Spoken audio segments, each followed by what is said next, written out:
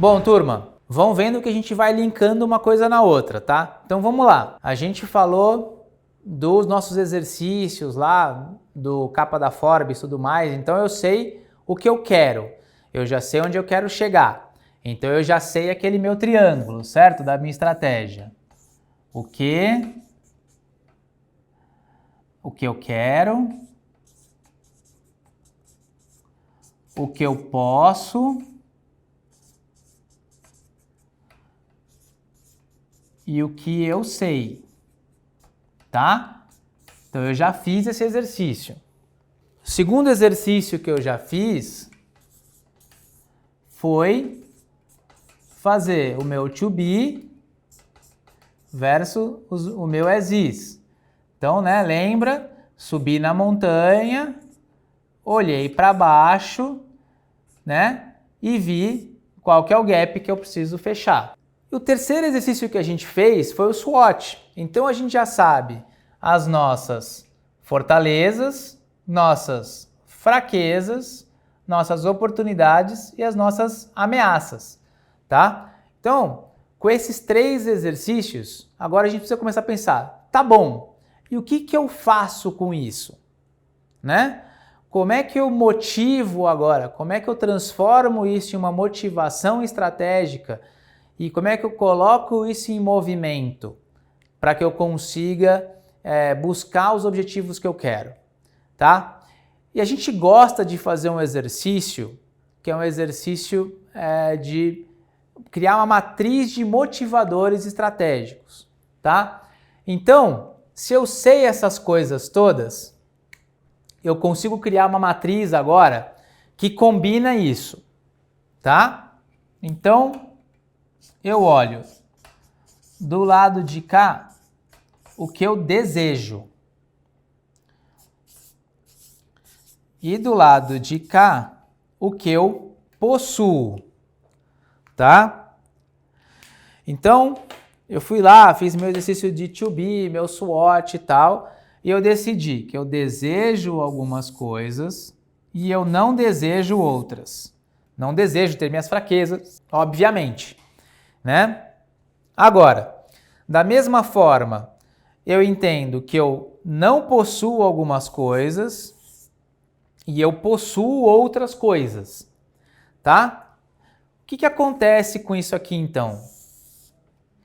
Concorda que se tem alguma coisa que eu quero e eu não possuo, o que eu preciso fazer no meu plano é desenvolver um plano para que eu busque essas coisas.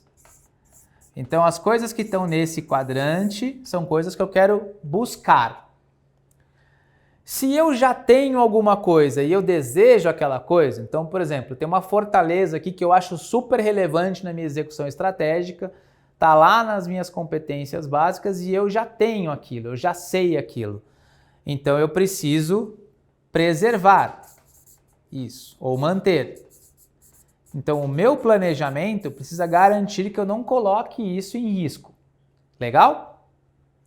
Agora, se eu não quero alguma coisa e também não tenho essa coisa, legal, eu só preciso tomar o cuidado para que eu evite isso. Então, aqui eu preciso evitar. São coisas que eu quero evitar. Eu preciso garantir no meu planejamento que eu vou evitar esses problemas, certo? E qual que é a última combinação? Poxa, se tem coisas que eu não quero, mas que eu tenho hoje, esses são pontos a eliminar, tá? E cara, é aqui que a porca torce o rabo em geral, tá?